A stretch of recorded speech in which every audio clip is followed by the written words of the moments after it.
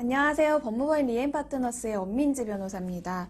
코로나19로 인해서 신천지라는 종교에 대한 문의가 사실 많이 들어오고 있는데요. 그중 배우자가 신천지 신도인 것을 이제야 알게 되었는데 이혼이 가능하냐는 질문도 종종 있습니다. 배우자의 특정 종교 활동이 이혼 사유가 될 수 있을지 이번 영상을 통해서 알아보도록 하겠습니다.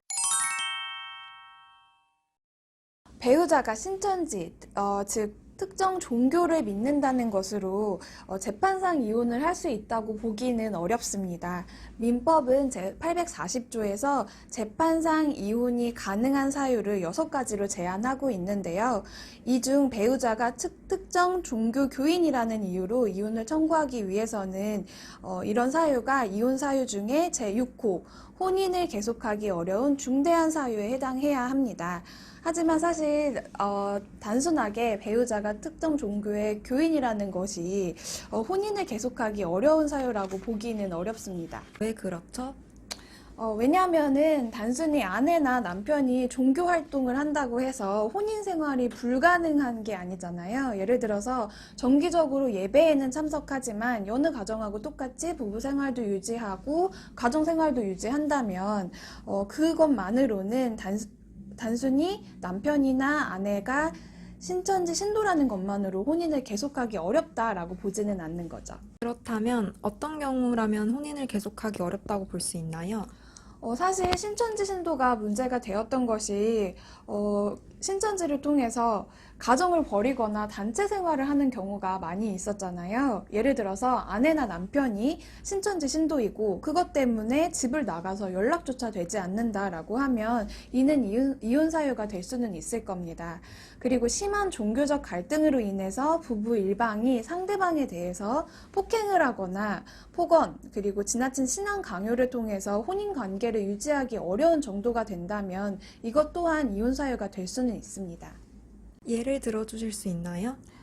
판례를 따라서 예를 들어 드릴 텐데요. 남편의 종교 생활을 이유로 이혼 소송을 제기한 아내가 있었습니다.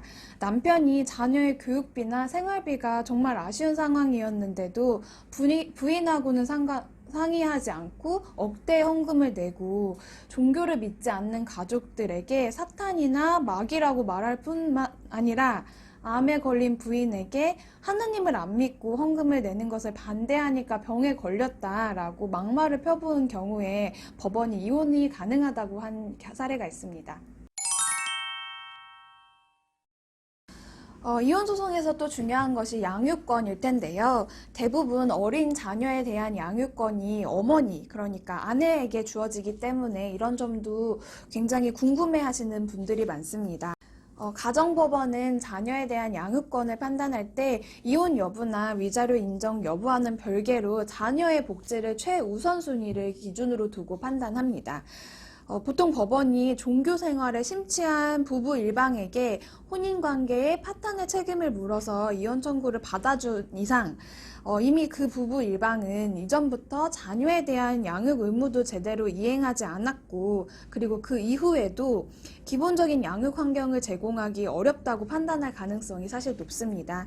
그래서 종교에 빠진 사람이 엄마라고 하더라도 법원이 양육권을 잘 인정해주지 않는 경우도 있는데요. 2004년에 서울가정법원은 종교 모임에 심취해서 부모나 형제는 제대로 챙기지 않고 아이들을 종교 모임에 데려간 아내에 대해서 남편이 제기한 이혼 소송에서 남편을 양육권자로 지정한 적도 있기 때문에 이런 점들은 참고하시면 좋을 것 같습니다. 코로나19 확산으로 인해서 신천지 신도들에 대한 자가격리와 전수조사가 이루어지면서 뒤늦게 자신의 배우자가 신천지 신도였다는 사실을 알게 되는 가정도 여럿 있다고 합니다. 오늘 영상이 도움이 되셨으면 좋겠네요. 감사합니다.